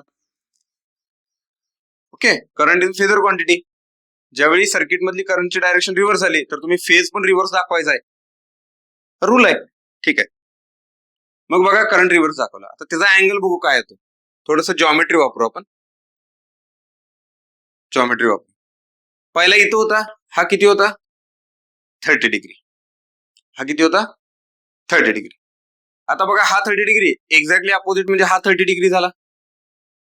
मला कुठला पाहिजे, हा पाहिजे. किती असेल बरं सांगा तो अँगल, हा इथनं इथपर्यंत अँगल किती असेल, करेक्ट, गुड, हा 90, हा 90 आणि हा 30, इथला 60, म्हणजे हा झाला 60, हा 90, म्हणजे टोटल अँगल किती झाला हा 150 डिग्री. एक नंबर. आता इथं पॉवर काय येते बघा, P is equal to V आहे कॉस 150, व्ही किती आहे 10 आणि कॉस 150 ची व्हॅल्यू बघा किती येते. बरं राहू दे, एवढं कॅल्क्युलेटर बघा, म्हणजे डोक्यात बघा, हो डोक्यात. हा 180 मायनस जाणार, कसं जाणार, 90 प्लस 60 जावा, हो 90 plus 60 Java, cos A cos B minus sign A sine B, cos A cos B, cos 90 0, पहिले दोन टर्म 0 झाल्या, मायनस साइन ए साइन बी, साइन 91, साइन 60, √3/2, म्हणजे मायनस √3/2 इंटू मायनस √3/2, किती आली व्हॅल्यू याची, -6. समजलं तुम्हाला. आता तुम्ही या कन्क्लुजन पर्यंत पोहोचला का, की करंटची डायरेक्शन एका दिशेला असेल, करंटची डायरेक्शन एका दिशेला असेल तर एकदा पॉवर पॉझिटिव्ह येते, एकदा पॉवर निगेटिव्ह येते. समजलं, एकदा पॉवर पॉझिटिव्ह येते, एकदा पॉवर निगेटिव्ह येते. आता थिंक स्मार्ट, जरासा विचार करा. कळालं इथपर्यंत?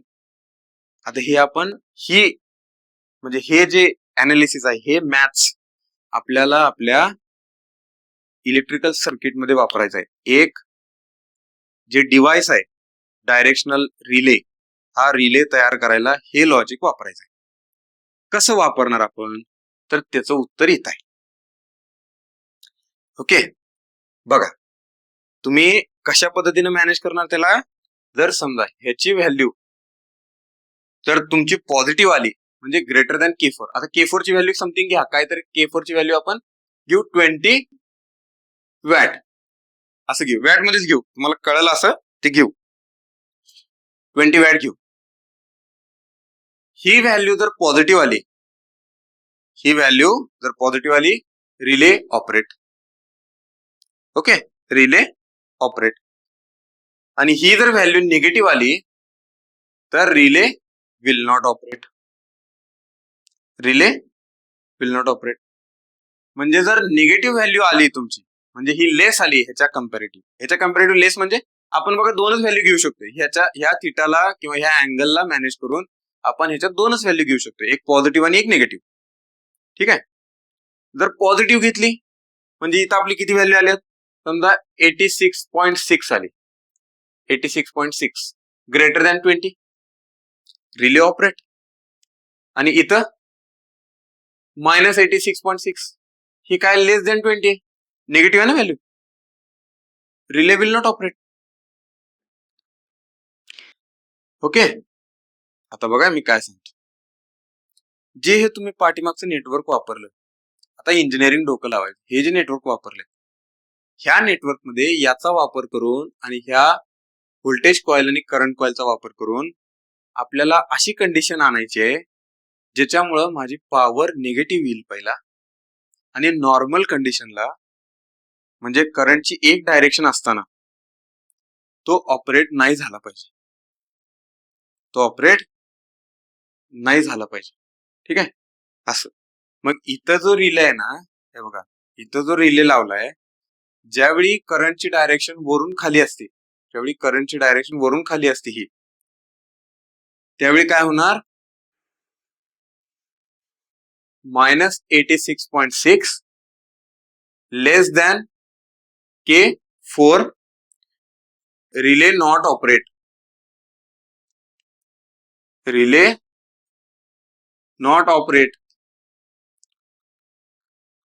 ही कंडिशन ठेवायची आहे मला. त्यावेळी K4 म्हणजे जो रिस्ट्रेनिंग टॉर्क म्हणजे स्प्रिंगचा जो फोर्स आहे, तो स्प्रिंग ओढून धरणार आहे त्या मेकॅनिझमला. जो आठवते का कालच्या ह्याची डायग्राम, मुव्हिंग आर्मेचर जो आहे, त्या आर्मेचरला ओढून धरणार आहे. ज्यावेळी K4 मोठा असेल त्यावेळी, रिस्ट्रेनिंग टॉर्क मोठा असेल त्यावेळी त्या मुव्हेबल आर्मेचरला ते धरून ठेवणार आहे स्वतःजवळ. समजते? हा, ज्या वेळेला करंट रिव्हर्स होईल, करंटची डायरेक्शन रिव्हर्स झाली बघितली, ज्या वेळेला करंट रिव्हर्स होईल त्यावेळी काय येणार इथं, त्यावेळी हे येणार 86.6 ग्रेटर दॅन 20, म्हणजेच VI cos θ - τ greater than K4 आणि रिले ऑपरेट. आणि हेच पाहिजे ना आपल्याला, रिले ऑपरेट होणार ज्यावेळी करंटची डायरेक्शन रिव्हर्स झाली, म्हणजेच ऍबनॉर्मल कंडिशन आल्या, हे रिलेनं सेन्स केलं. पहिला नॉर्मल कंडिशन होती, ठीक आहे, पहिला नॉर्मल कंडिशन होती, करंट वरून खाली, हीच अपेक्षा आहे ना आपली. जे जनरेशन आहे, जनरेशन कडनं लोड कडे पॉवर सप्लाय व्हायला पाहिजे, इथं पॉवर फ्लो असा व्हायला पाहिजे. मग पॉवर फ्लो रिव्हर्स कधी होणार आहे, जर समजा इथं फॉल्ट झाला, ह्या लाईनवर कुठं फॉल्ट झाला, इथली ही लाईन ब्रेक झाली, तर त्या फॉल्ट पॉइंटला इकडून पॉवर सप्लाय होणार, कारण इथं जनरेशन आहे, इथं थोडंसं जनरेशन आहे सोलार आणि विंडचं, त्याच्यामुळे पॉवर फ्लो रिव्हर्स होतोय. तो रिव्हर्स झालेला पॉवर फ्लो डिटेक्ट करायला आपल्याला कुठले रिले पाहिजेत, डायरेक्शनल रिले पाहिजेत. म्हणून डायरेक्शनल रिलेचा जन्म झाला. समजलं का? कारण ज्यावेळी पॉवर फ्लो रिव्हर्स होतोय, it is considered as abnormal condition, आणि हे फॉल्ट मध्येच होते. कारण बघा तुम्ही अजून कधी रिव्हर्स होणार आहे? कधी रिव्हर्स होणार आहे का पॉवर? नाही होणार, कधीच नाही रिव्हर्स होणार अंटिल अनलेस जोपर्यंत इकडची पॉवर 0 होत नाही तोपर्यंत म्हणजे रिव्हर्स होणार नाही. समजलं का? आणि इकडची रिव्हर्स इकडचं 0 झाले मिनिंग काय? ही लाईन ट्रिप झाली, ही लाईन ओपन झाली. म्हणजे लाईन ओपन झाले, ट्रिप झाले म्हणजे फॉल्ट आहे तो, आणि त्यावेळेला पॉवर फ्लो रिव्हर्स होते. ते रिव्हर्स झालेला पॉवर फ्लो डिटेक्ट केला आपल्या रिलेना, दॅट इज फॉल्ट. आणि हे कोण करते? डायरेक्शनल रिले करते. डायरेक्शनल रिले मध्ये हे जे युनिट आहे, हे युनिट सगळं ते काम करते. त्याच्यात मोर स्पेसिफिकली हा जो अँगल आहे तो. समजलं? कारण पहिल्या केसमध्ये काय होतं आपलं, नॉर्मल कंडिशन मध्ये अँगल काय सेट केला आपण? 150 डिग्री. आणि ऍब नॉर्मल कंडिशन मध्ये तो अँगल किती झाला? 30 डिग्री. 30 डिग्रीमुळं पॉवर काय आली? म्हणजे VI cos phi काय आलं? पॉझिटिव्ह. आणि 150 डिग्री मध्ये काय येत होतं? VI cos phi म्हणजे थिटा मायनस टाऊ म्हणूया आपण, मोर स्पेसिफिकली फाय म्हणायला नको त्याला काय म्हणूया? Theta minus tau cos theta minus tau positive. आणि इथं काय येणार? हे निगेटिव्ह. हे निगेटिव्ह नॉर्मल कंडिशनला आपण सेट कर. हे आपल्या हातात आहे बरं का, कसं सेट करायचं ते. नॉर्मल कंडिशनला हे निगेटिव्ह आलं, हे मी सेट केलं नॉर्मल कंडिशनला. आणि हे ऍब नॉर्मल कंडिशनला 30 येणार आणि रिले ऑपरेट होणार. समजलं का? हे असं आहे. ओके. आता त्यात बघा एक छोटासा प्रॉब्लेम आहे. हे एवढं सगळं डिस्कस केलं आपण. आता अजून एक छोटा प्रॉब्लेम काय आहे, समजा इथं ऑपरेट होत नाही, ठीक आहे, आणि इथं ऑपरेट होतोय, ऍबनॉर्मल कंडिशनला ऑपरेट होतोय. म्हणजे काय? VI cos phi ची व्हॅल्यू थोडस आता आपण डिटेल मध्ये बघतोय ना, ते आज जरा आत घुसतोय त्या इक्वेशन मध्ये. तर बघा, हा बघा, ऑपरेट ज्यावेळी होतोय त्यावेळी VI cos theta minus tau okay greater than K4. आणि ह्याच्या व्हॅल्यू आपण घेतल्या काय? ह्याची व्हॅल्यू घेतली 86 आणि याची व्हॅल्यू घेतली 20. तुम्हाला कळावं म्हणून घेतली अशी 20. ठीक आहे. आता मी काय सांगितले, ही 86 व्हॅल्यू कधी येत्या? ज्यावेळी हा 30 येतो. 30 पॉझिटिव्ह आहे ना, 30 येतो त्यावेळी. 150 ला आपण ऑपरेट करणार नाही, म्हणजे असं सेटिंग केलंय की 150 अँगल आला तर तो ऑपरेट होणार नाही. समजलं का? 150 अँगल आला तर त्यावेळी आपण सेटिंग केलंय ते, मला निगेटिव्ह व्हॅल्यूला तो ऑपरेट नाही झाला पाहिजे ना, पॉझिटिव्ह व्हॅल्यूला झाला पाहिजे. समजलं? म्हणजे बघा, ऑपरेट कधी होणार? ज्यावेळी हा अँगल 30 डिग्री असेल त्यावेळी. आणि ओके, आता हे तर बरोबर आहे, हे बरोबर आहे पर्यंत झाले. अजून मला सांगा, ह्यात अजून कोण असे दोन पॅरामीटर आहेत जे ह्या 86 ला कमी करू शकतात? Correct, good. कोण आहेत दोघं? हे व्होल्टेज आणि करंट आहेत जे त्या 86 ला कमी करू शकतात. मग समजा करंट माझा जर कमी झाला, ओके, एकदम कमी झाला, ज्याच्यामुळं माझी व्हॅल्यू हे 20 पेक्षा खाली यायला लागली, त्यावेळी तो ऑपरेट होणार आहे का? पण माझा करंट रिव्हर्स झालाय. म्हणजेच बघा, मला काय म्हणायचंय, if I less than I minimum, relay will not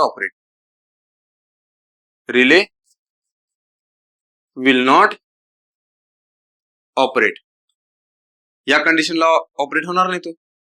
आता I मिनिमम म्हणजे कुठला? की ज्याच्यामुळं व्हॅल्यू 86 म्हणजे 20 पेक्षा खाली येणार आहे. ठीक आहे, ते कॅल्क्युलेट करू शकतो आपण. ओके, म्हणजे जर तुम्हाला करायचं असेल, त्या I ची व्हॅल्यू काढायची असेल, बघा मी काय म्हणणार, VI cos theta minus tau is equal to 20. Okay, ह्याची व्हॅल्यू काय आली 0.866, याची व्हॅल्यू 10 आहे, याची व्हॅल्यू मला काढायची आहे, याची व्हॅल्यू 20 आहे. मग हे किती आलं बघा, यात आय ची व्हॅल्यू, ह्या एक्स ची व्हॅल्यू येते मला, मग हे 10, हे काय झालं, हे 10 डिवाइड केलं, एक्स ची व्हॅल्यू किती आहे ना सांगा बरं. हा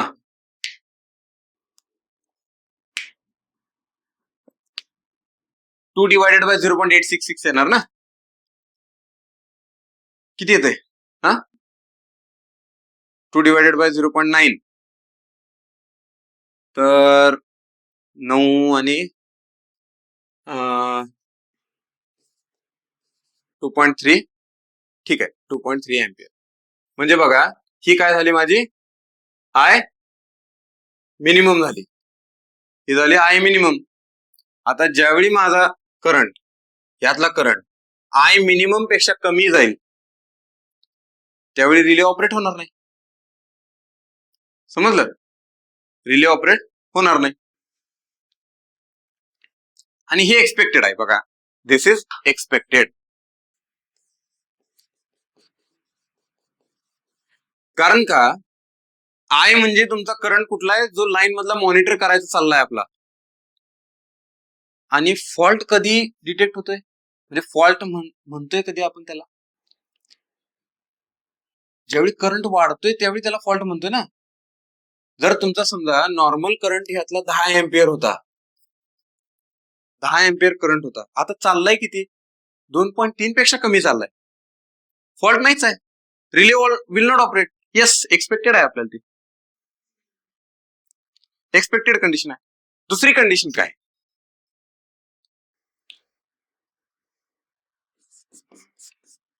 अजून काय होऊ शकते त्यात, व्होल्टेज कमी होऊ शकते ना. आता मला सांगा, फॉल्ट झाल्यावर व्होल्टेज कमी होते का वाढते, कमी होते, लाईन ग्राउंडला टेकते ना, व्होल्टेज कमी होते, बरोबर.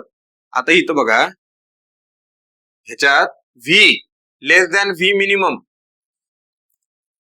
हा ह्याच्यात पण रिले ऑपरेट होणार नाही, relay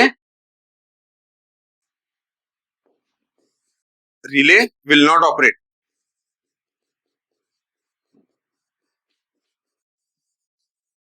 relay will not operate हे होणार आहे.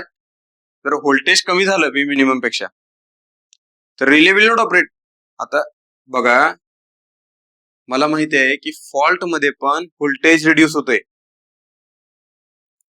आणि अजून एका कंडिशन मध्ये, अजून कोणती कंडिशन असू शकते, समजा माझ्या व्होल्टेज कॉइलनी व्होल्टेजच मोजलं नाही, पॉसिबल आहे, व्होल्टेज कॉइलनी व्होल्टेजच मोजलं नाही, मग मोजलं नाही म्हटल्यावरती काय आलं, मिनिमम पेक्षा कमी आलं, ओके. किंवा समजा, हा ही एक कंडिशन आहे. किंवा अजून काय असू शकते, समजा फॉल्ट झालाय, फॉल्ट त्या लाईनवर फॉल्ट झाला आणि व्होल्टेज 0 झाले, फॉल्ट झाल्यावर व्होल्टेज 0 होते, बरोबर. हे व्होल्टेज 0 झालं, हे व्होल्टेज 0 झालं, ही सगळी व्हॅल्यू 0 झाली ना, ही सगळी व्हॅल्यू 0 असेल तर मला सांगा काय असणार, 0 लेस दॅन K4, रिले ऑपरेट होणार नाही या कंडिशन मध्ये. कारण ऑपरेट कधी होते, ज्यावेळी ग्रेटर असेल तर ऑपरेट होते ना, ऑपरेट कधी होते, VI cos phi ची व्हॅल्यू K4 पेक्षा जास्त असेल तर ऑपरेट होते. जर V 0 झाला तर ऑपरेट होणार आहे का, नाही. आणि V 0 कधी होतोय, फॉल्ट मध्ये पण होतोय. आता आपला मेन फॉल्ट मध्येच रिले ऑपरेट होईना, ज्यावेळी लढायची वेळ आहे त्याच वेळी रिलेन तलवार टाकली, डेंजरस कंडिशन आहे, ठीक आहे. प्रॉब्लेम आयडेंटिफाय झाला, रिले बघा तुम्ही मॅन्युफॅक्चर करलाय रिले, तुम्ही असं इमॅजिन करा, रिले तर डिझायनिंग करायला लागलाय, त्यातले हे पॉईंट शोधायला लागलोय आपण की कोणत्या कोणत्या कंडिशनला रिले ऑपरेट होऊ शकत नाही, ठीक आहे. ही एक कंडिशन आहे, म्हणजे ऍक्च्युअल फॉल्ट झाला तरी कधी कधी रिले माल फंक्शन होऊ शकतोय. दिस कंडिशन इज कॉल्ड माल फंक्शन.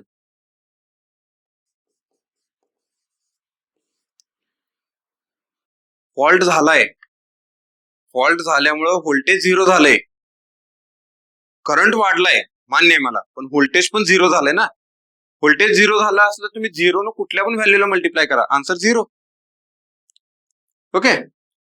आणि 0 is less than K4. Relay not operate.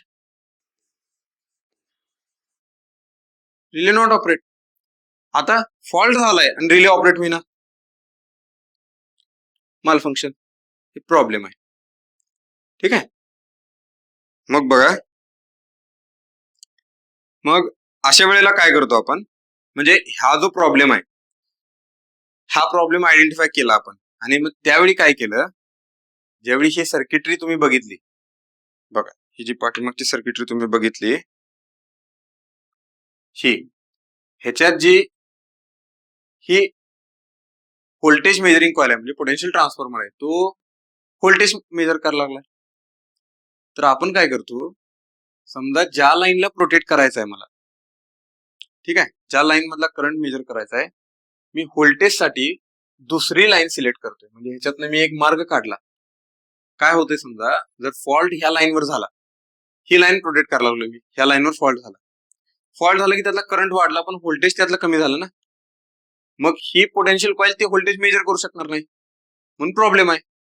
पण माझ्या रिलेसाठी ऑपरेटिंग व्होल्टेज पाहिजे, बरोबर का. मग त्यासाठी मी काय करतो, पोटेन्शियल कॉइल आहे ना, ती उरलेल्या 3 ट्रान्समिशन लाईन आहे, ट्रान्समिशन लाईन 3 असतात, RYB, बरोबर आहे ना. एका लाईन मध्ये रिले लावला मी, पण मी व्होल्टेज कुठल्या लाईनचं मेजर करणार, दुसऱ्या लाईनचं मेजर करणार. हा प्रॉब्लेम सॉल्व्ह करायला मी काय केलं, हे दुसऱ्या लाईनचं व्होल्टेज मेजर केलं. आता बघा बरं, समजा इथं फॉल्ट झाला, करंट वाढला, व्होल्टेज ह्याचं 0 झालं ह्या लाईनचं, पण ही पीटी मेजर कुठली करायला लागली, व्होल्टेज ह्या लाईनचं. त्या लाईनचं 0 होणार आहे का व्होल्टेज? नाही. ज्या लाईन मध्ये फॉल्ट झालाय त्या लाईन मध्ये व्होल्टेज 0 होणार ना, ती ग्राउंडला टेकणार आहे, म्हणजे व्होल्टेज 0 होणार आहे. दुसरी लाईन नाही 0 होणार. म्हणून बघा, हा जो प्रॉब्लेम आहे, जे माल फंक्शनचा प्रॉब्लेम आहे, तो माल फंक्शनचा प्रॉब्लेम इलिमिनेट करायला आपण काय करतोय, जो डायरेक्शनल रिले असतो, त्या डायरेक्शनल रिलेला जे व्होल्टेजचे इनपुट असते ते वेगळ्या फेजचं असते आणि करंट कॉइल वेगळ्या फेज मध्ये कनेक्ट केलेले असते. असं असते, एकाच फेज मध्ये कनेक्ट करत नाही. समजलं का. एकाच फेज मध्ये कनेक्ट केलं तर एका फेज मध्ये मला काय मिळते, जर ती फेज शॉर्ट सर्किट झाली, फॉल्ट झाला त्या फेज मध्ये, तर तिथला करंट वाढलाय पण व्होल्टेज 0 झाले. ओके, समजलं का. आणि व्होल्टेज 0 झालं की रिले माल फंक्शन होते. मग हे माल फंक्शन इलिमिनेट करायला मी काय केलं, पोटेन्शियल कॉइल वेगळ्या फेज मध्ये लावली, आणि जर समजा या ह्याच्यात फॉल्ट झाला, ह्या लाईनवर फॉल्ट झाला, तर करंट इथला मेजर होणार, व्होल्टेज दुसरं मेजर होणार, म्हणजे माझं रिलेच्या ऑपरेटिंग कॉइलला कंटिन्युअसली व्होल्टेज मिळायला लागले, मग रिले माल फंक्शन नाही होणार. ठीक आहे, माल फंक्शन नाही होणार. समजलं का. हे असं. आणि तसंच इतर, म्हणजे प्रत्येक फेज मध्ये रिले असतो बरं का, डायरेक्शनल रिले प्रत्येक फेज मध्ये असतो, 3 फेज मध्ये. मग ते आपण कॉम्बिनेशन करतोय. समजा हे बघा, मग ते कॉम्बिनेशन कसं करतोय आपण,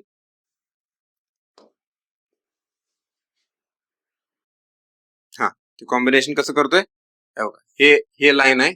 ओके, मी काय केलं, डायरेक्शन रिले आहे माझा, डायरेक्शन रिलेला सिटी इथं लावल्या, ही सिटी. आता हा समजा हा आरचा रिले, सॉरी इथनं घेऊ, हा आरचा आहे, हा वायचा आहे, हा बीचा आहे. आता सिटी त्यांची लावली, आता सिटीला कनेक्शन त्याचं आलंय, पण इथली जी पीटी आहे ना, ह्याचं व्होल्टेज मेजर करणारी पीटी. ओके, तर हे बघा, हे कनेक्शन कुठनं येणार आहे, म्हणजे ह्याची जी पीटी आहे, समजा ह्याला कनेक्शन येणार ह्याच. ओके, ही जी पीटी आहे ह्याची, समजा ही पीटी आहे, या पीटीला कनेक्शन येणार ह्याच. ओके, आणि ही पीटी आहे, ह्याला कनेक्शन येणार कुणाचं, याच आरच. असं केलं जाते. समजलं का. दुसऱ्या फेजची पीटी दिली जाते, दुसऱ्या फेजचा व्होल्टेज सप्लाय दिला जातो. कळलं, ते माल फंक्शन होणे म्हणजे. ओके, मग समजा इथं फॉल्ट झाला, इथला करंट वाढला, व्होल्टेज 0 झालं, पण हे जो व्होल्टेज त्याला मिळाले ना, रिले ऑपरेट. समजा इथं फॉल्ट झाला, इथला करंट वाढला, व्होल्टेज कुठलं झिरो झालं, इथलं झिरो झालं, पण ह्याला पीटी ह्याची दिल्या, रिले ऑपरेट, इथं फॉल्ट झाला. व्होल्टेज कुठलं झिरो झालं, इथलं झिरो झालं, पण ह्याला पीटी कुठली दिल्या, वरची दिल्या, रिले ऑपरेट. समजलं का, हे असं आहे. ओके, आता मग सगळे कॉम्बिनेशन तुम्ही करून बघा, म्हणजे सगळे कॉम्बिनेशन ट्रायल एरर केलं जातं त्यांनी. ठीक आहे, आणि ज्या दोन फेजचं व्होल्टेज झिरो होणार आहे त्याच्या दुसऱ्या फेजला, म्हणजे ज्या फेज मधलं व्होल्टेज झिरो होणार आहे त्याच्या रिमेनिंग अदर फेजचा पीटी त्याला दिला जातो. ओके, असं केलं जातं. आता बघा काय होते, अजून एक छोटस एक झालं आपलं डिस्कशन, एक 2च मिनिटं फक्त, लईच लेक्चर मोठं झालंय. आता काय होते, कधी कधी बघा फॉल्ट झाला एका झोन मध्ये झाला, एरियामध्ये झाला, तर त्यावेळी म्हणजे काय म्हणायचंय मला, तुम्हाला एका डायग्रामच्या भाषेत सांगतो. हे बघा, इथं समजा हे जनरेशन आहे, ही लाईन आहे, आणि इथं लोड आहे. ओके, इथं लोड आहे. आता समजा इथं 110 केव्ही आहे, सपोज इथं येईपर्यंत किती येते, 100 केव्ही येते, किंवा इथे येईपर्यंत आपण असं धरूया एक 80 केव्ही येते, किंवा 90 केव्ही येते, 90 केव्ही कमी येते व्होल्टेज, बरोबर ना. इथनं इथपर्यंत येईपर्यंत व्होल्टेज कमी कमी होते. आता हा एक प्रॉब्लेम आहे, आयडेंटिफाय केला आपण, की सेंडिंग एंड साइडला व्होल्टेज जास्त असते, रिसिव्हिंग एंड साइडला व्होल्टेज ड्रॉप होत होत येते. ओके, आता तुम्ही काय केले, पीटी म्हणजे हे व्होल्टेज मेजर करायला लागलाय. आता बघा काय होते, जर ओव्हर द लाईन आपण बघितलं, इथं बघा काय येणार, 105 येणार. ओके, इथं काय येणार, लयच कमी होतं, थांबा, इथं समजा 109 आलं, इथं 107 आलं, इथं 105 आलं, इथं 100 आलं, इथं 95 आलं, आणि इथं 90 आलं. हे असं व्होल्टेज रिड्यूस होत होते. ओके, आता बघा काय व्हायला लागलंय, तुम्ही ह्या लाईनचं व्होल्टेज मेजर करायला लागलाय, आणि इथं तुम्ही पोटेन्शियल ट्रान्सफॉर्मर लावलाय, पोटेन्शियल ट्रान्सफॉर्मर लावलाय. आता तुम्ही सेटिंग काय केलंय, तुम्ही एक्सपेक्ट केलाय की पोटेन्शियल ट्रान्सफॉर्मरला 110 केव्ही मिळणार आहे, व्होल्टेज मिळणार आहे, तुम्ही एक्सपेक्ट केले पोटेन्शियल ट्रान्सफॉर्मरला 110 केव्ही मिळणार आहे. ठीक आहे, आणि 110 केव्ही जर मिळालं पोटेन्शियल ट्रान्सफॉर्मरला 110 केव्ही, तर रिले ऑपरेटिंग कॉइलला व्होल्टेज मिळणार आहे. काय म्हणतोय मी, 110 केव्ही जर लाईनचं व्होल्टेज असेल तरच रिलेच्या ऑपरेटिंग कॉइलला व्होल्टेज मिळणार आहे.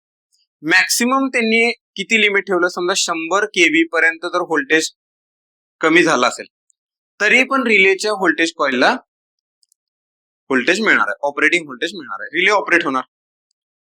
आता समजा रिलेच्या म्हणजे जी पीटी आहे, ते पीटीलाच 90 केव्ही व्होल्टेज मिळाले, पीटीला किती मिळाले, 90 केव्ही. लक्षात येते, मला सांगा रिलेच्या ऑपरेटिंग कॉइलला व्होल्टेज मिळणार का, ऑपरेटिंग व्होल्टेज मिळणार का, नाही, कारण ऑपरेटिंग व्होल्टेज 100 केव्ही आणि 110 केव्हीच्या मध्ये जर व्होल्टेज असेल तर मिळणार ना, व्होल्टेज रिड्यूस होते. आपण असं धरू की जर 110 केव्ही असेल तर रिलेच्या ऑपरेटिंग कॉइलला 110 व्होल्ट मिळणार आहे डीसी. 100 केव्ही असेल तर रिलेच्या ऑपरेटिंग कॉइलला 100 व्होल्ट मिळणार आहे, रिले ऑपरेट होणार. पण 100 पेक्षा खाली गेलं तर रिले ऑपरेट नाही होणार. 100 पेक्षा खाली व्होल्टेज गेलं, कळते का, 100 पेक्षा खाली गेलं तर रिले ऑपरेट नाही होणार, कारण रिलेच्या ऑपरेटिंग कॉइलला व्होल्टेज पाहिजे ना. ओके, हा, आता समजा 90 व्होल्टेज रिलेच्या ऑपरेटिंग कॉइलला चालले, रिले ऑपरेट होणार का, नाही होणार. ठीक आहे, समजलं, म्हणजे मला सांगा, रिलेची कॉईल, रिलेची ऑपरेटिंग कॉईल मला कुठं जोडायला लागेल? 100च्या वर जोडायला लागेल. ओके, 100 केव्ही जे व्होल्टेज आहे त्याच्यावर, कारण 100 केव्हीला जोडलं तर मला 100 व्होल्ट डीसी मिळणार आहे, मला व्होल्टेज मिळणार आहे माझ्या कॉईलला. ते स्टेप डाऊन होऊन मिळणार ना, सॉरी डीसी नाही एसी, चुकलं, ते एसी मिळणार ना, पोटेन्शियल ट्रान्सफॉर्मर आहे, एसी मिळणार. 100 केव्ही असेल तर 100 व्होल्ट मला पोटेन्शियल ट्रान्सफॉर्मरच्या कॉईलला व्होल्टेज मिळणार. इथं मिळणार का? 90 केव्हीला 90 व्होल्ट व्होल्टेज मिळणार आहे पोटेन्शियल कॉईलच्या कॉईल. रिले ऑपरेट होणार का? नाही. ह्यो काय प्रॉब्लेम आता नवीनच? रिले फॉल्ट झालाय का सांगा? हा फॉल्ट आहे का? रिड्युस्ड व्होल्टेज आहे, ठीक आहे. आणि समजा चुकून आता फॉल्ट झाला, रिले ऑपरेटिंग कॉईलला व्होल्टेजच मिळणार ना. आणि हे एक फेज दाखवलं तुम्हाला. जर एका फेजला 90 व्होल्ट येत असेल तर तिन्ही फेजला 90 व्होल्ट यायला लागले. आता समजा एका फेजवर फॉल्ट झाला, आपण दुसऱ्या फेजचं व्होल्टेज दिले, दुसऱ्या फेजला पण 90 यायला लागले. रिले ऑपरेट होणार का? नाही होणार. पण फॉल्ट तर झालाय की, रिले ऑपरेट होईना. आता दिस इज कॉल्ड डेड झोन. याला म्हणायचं रिलेचा डेड झोन. डेड झोन मध्ये रिले ऑपरेट नाही होत, ठीक आहे. ही एक आपल्याला प्रिकॉशन घ्यायला लागते. ओके, म्हणजे ते व्होल्टेज जे लावणार आहे ना आपण, ते रिलेचं ते पीटी कुठं लावायची, किती व्होल्टेजवर लावायची, दिस इज डेड झोन. ओके, म्हणून बघा मी काय म्हणले, मी तुम्हाला एक वाक्य वाचून दाखवतो, तुम्हाला कळेल. The maximum distance up to which voltage fed to the relay is less than minimum voltage required for relay operation is called dead zone of the relay. Maximum distance up to the voltage fed to the relay is less than, म्हणजे बघा relay operation साठीचं voltage किती पाहिजे? 100 kV. Maximum distance या point पासून ते या point पर्यंत हे जे डिस्टन्स आलं, हे डिस्टन्स आहे, दिस इज डेड झोन. म्हणजे चुकून ह्या रिजन मध्ये जर फॉल्ट झाला, रिले ऑपरेट होणार नाही.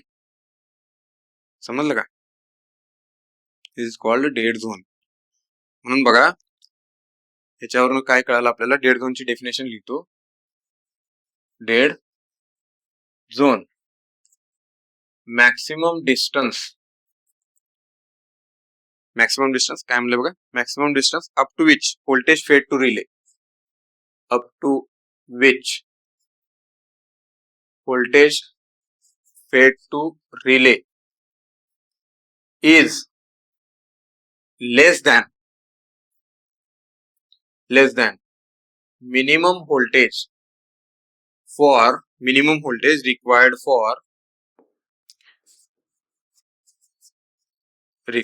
for relay operation. Minimum voltage required for relay operation is called dead zone. Is called dead zone.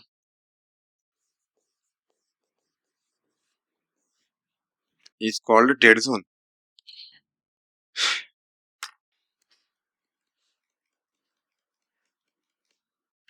समजलं का? ओके, हे असं असतं. पण डेड झोनचा एक प्रॉब्लेम आपल्याला इलिमिनेट करायला लागतो, ठीक आहे. हे कळालं तुम्हाला. ओके, आणि डेड झोनचा बघा, डेड झोनचा पण प्रॉब्लेम इलिमिनेट करायला सोल्युशन काय आहे? तेच आहे जे रिमेनिंग फेजेस मध्ये आपण लावतो ना व्होल्टेज, ते काय करायचं. आता कसं असते बघा, आपण जसं म्हणतोय ना की तिन्ही फेजेसचं व्होल्टेज सायमल्टेनियसली डाऊन होणार. ऍक्च्युअल पॉवर सिस्टम मध्ये तसं होत नाही, ठीक आहे. कारण पॉवर सिस्टमची प्रत्येक फेज म्हणजे हाय व्होल्टेज मध्ये प्रत्येक फेज एकदम एक्झॅक्टली बॅलन्स नसते, थोडासा इम्बॅलन्स असतो. म्हणजे एका फेज मध्ये जर समजा व्होल्टेज मला 100 केव्ही मिळायला लागलं, तर एका फेज मध्ये मला 110 केव्ही मिळते. तेवढा डिफरन्स असतो, ठीक आहे. म्हणून ते काय केलं जातं, त्याचे ते परम्युटेशन कॉम्बिनेशन केले जाते. ओके, आणि कधी कधी काय केलं जातं बघा, ह्याच्यापेक्षा मोर ऍक्युरेट सोल्युशन. आता 110 केव्ही, इथं 100 केव्ही, आणि समजा इथं 90 केव्ही आले, सो थोडंसं अनबॅलन्स व्होल्टेज असते, प्रत्येक ठिकाणी अनबॅलन्स असते, कारण 100% लोड बॅलन्स होत नाही ना, त्यामुळे व्होल्टेज कमी जास्त असते. मग त्यावेळी कसं केलं जातं, ह्या फेज मधला रिले असेल ना, त्याला सप्लाय देताना ह्या दोन मधला सप्लाय दिला जातो, 2 पीटीचा सप्लाय दिला जातो. कधी कधी ही पण प्रोव्हिजन केली जाते, म्हणजे एक पीटी जरी त्याला फेल झाली, ऑपरेट नाही झाली, तर दुसऱ्या पीटीचा सप्लाय ते ऑपरेट होते. समजलं का? कळालं? म्हणजे ज्या फेज मध्ये तुम्ही सिटी लावले ना, त्याच्या ती सोडून दुसऱ्या 2 फेज मधली पीटी त्याला द्यायची असते. मग काय करतात, एक फेज पण देऊ शकतात आणि 2 फेज दोन्हीच्या दोन्ही पीटी पण देऊ शकतात त्याला. ती रिलेमध्ये प्रोव्हिजन असते. म्हणजे समजा ह्यातलं व्होल्टेज जरी डाऊन झालं तर दुसरं व्होल्टेज चालूच राहते, कारण आर वाय बी ह्याच्यात कसं असतं माहिती का, आपण आता हे पण म्हणजे लक्ष देणं गरजेचं असते. समजा व्होल्टेज इम्बॅलन्स असतील, तर आर मधलं व्होल्टेज 90 झालं तर कधी सुद्धा वाय मधलं व्होल्टेज पण 90 होत नाही आणि बी मधलं पण व्होल्टेज 90 होत नाही, असं कधी होत नाही.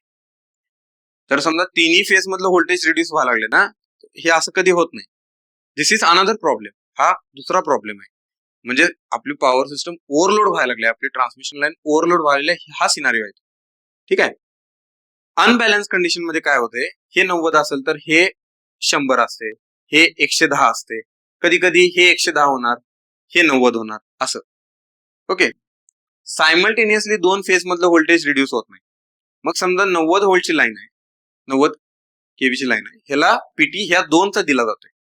म्हणजे समजा ह्याच्यात जर 90 झालं तर ही तर 100 आहे ना, ऑपरेट होणार. समजलं का? रिमेनिंग 2 फेज मधलं व्होल्टेज राहते, म्हणजे 2 पैकी कुठल्या तरी एका फेजचं व्होल्टेज राहणार आहे. ठीक आहे, असं केलं जातं आणि तो प्रॉब्लेम डेड झोनचा इलिमिनेट केला जातो. ओके, तर ठीक आहे, आपण थांबू इथं.